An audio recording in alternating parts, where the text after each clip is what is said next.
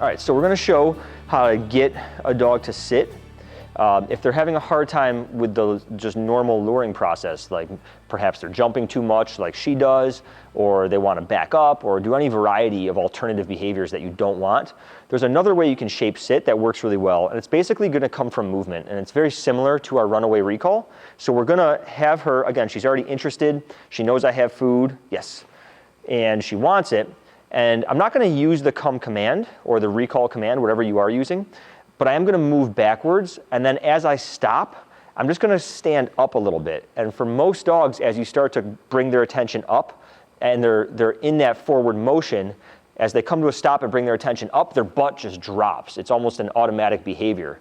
And it works quite nicely for a lot of dogs. So I just move her, and then this, yes, boom.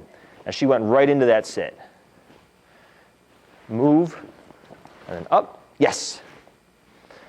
So it's almost like because you're stopping suddenly and they have to put on the brakes, their front end stops and their back end tucks right in. And it creates a really nice little tuck sit. And then when you're ready to throw your command into it, you just give the command right before you come to a stop.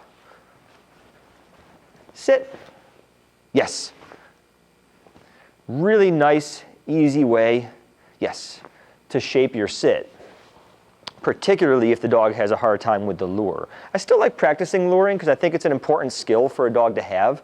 If your dog lures well and learns how to follow a hand properly, it's going to make teaching future behaviors a lot easier. And sit's often one of the first things we teach with a lure. So I think it's there's value in going through that process, even if it's not the easiest thing. But if you do find yourself struggling, this is a quite easy way to shape your sit.